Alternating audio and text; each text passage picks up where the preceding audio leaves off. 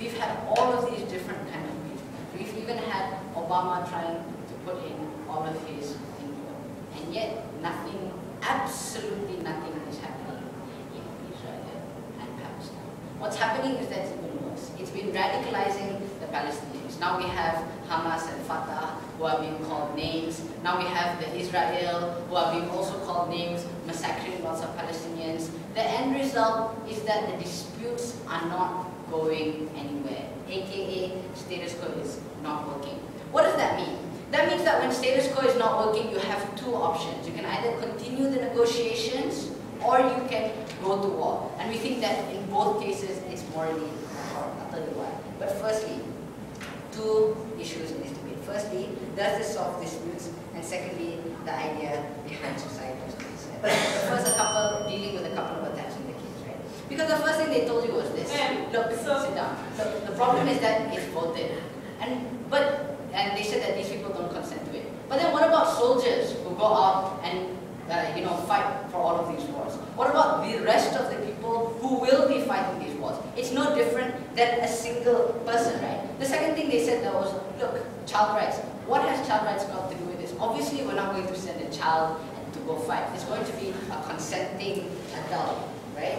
And here's what they said. They said that, look, the army, they care more, people will care more about the army than anything else. Then why do we still continue to go to wars? Why did we not learn from Myanmar? Why did we not learn from Bosnia and Serbia? Why did we not learn from Iraq? Why do we continue to send our people towards war? Because war is something that's not personal, especially given status quo where we can fight wars without ever feeling the burden of war. War must be something personal, it must be something that's close to you, and that's why, the point of people voting in is so that people will vote in somebody with an emotional connection to them, that they feel can win the war. That emotional connection is what makes people morally abhorrent towards the war, right? That's the first thing. But the second thing they said was this. They said, look, the government is running away from the problem because you're allowing these peace talks. That's assuming, that's predicated upon the fact that the government wasn't doing anything in the first place. But the thing is that the government is doing everything that it can, and it's not working. Because you see, you have to answer the question, why didn't these people go to war in the first years of negotiation if the fact that they had to go to war? It's obviously because these two armies are at a complete standstill, or they're completely, at a standstill. That means that war that they're going into, they both know that it's going to be long and drawn out. There's going to be lots of casualties. That's why they didn't go to war in the first place. And that's why we need to find a different way to resolve that problem. And that's why we need to, sacrifice one person, right? But the second thing they said was this. Look, we need to change society's mindset.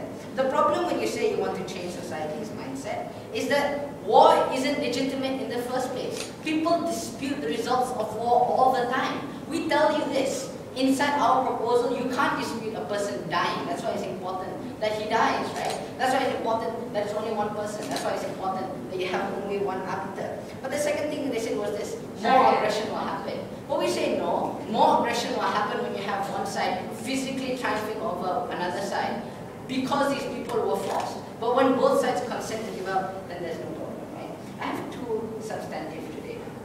The first idea is how this will resolve disputes much faster, and the second idea is how this will become less likely to push forward. So my first idea is that countries are more likely to push for peace deals, right? Why?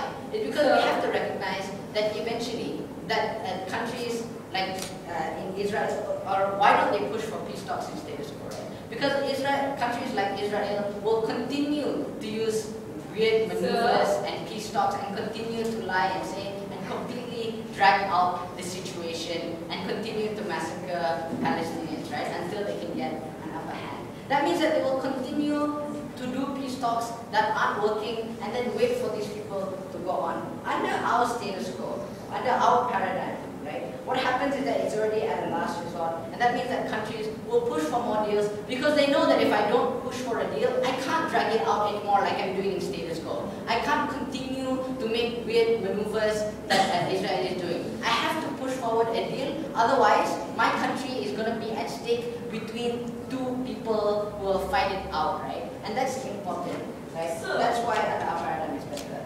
Go. Isn't that the same thing under your paradigm, like war? If you don't go to peaceful movement, you're going to push for war. So how is it any different? It's different because number one, it's more equal. But number two, it saves a lot more lives. Because you have to compare our proposal. It's basically the same thing, except our proposal saves a lot more lives, right? But the second idea is this. We think that at the end of the day, war is even less legitimate than this survival of peace talk, right? Because number one, we think that inherently, war is unfair. Because what you're doing is that these two countries fight against each other, sit down, these two countries fight against each other, and what happens is that the country that happens to have more resources wins. We think that at the end of the day, that's extremely unfair. Given the fact that war has absolutely nothing to do with the dispute in the first place, right? A dispute shouldn't be solved by how much armies you have, then it should be disputed by what you actually have. And look, we think there are three main reasons why this is more fair than war. The first idea is that you can actually regulate it. We've been trying to regulate war to make it more fair for years, right? No nukes, no chemical weapons, or no killing innocents, no killing medics, right? You can actually regulate this and make it more fair. That's the first idea. The second thing is that there is actually a real arbiter towards this. We have the UN, and you can't dispute, and this is the third idea, right? You can't dispute the results if someone dies. People continue to say that France won the war, even though many people tell you that France didn't win World War II. It was just because of the Allies, right? And therefore it didn't deserve all of that stuff that it got in the end. That's what we're talking about. The second idea is this idea on war, right? We think at the end of the day, it makes people less prone to go to war. Why do people not care when 1,000 kids die in Ethiopia, but everybody will cry on their Facebook when Steve Jobs dies? It's because something personal to you is much more closer, and you're therefore much less likely to go to it once you know that it's something personal towards you.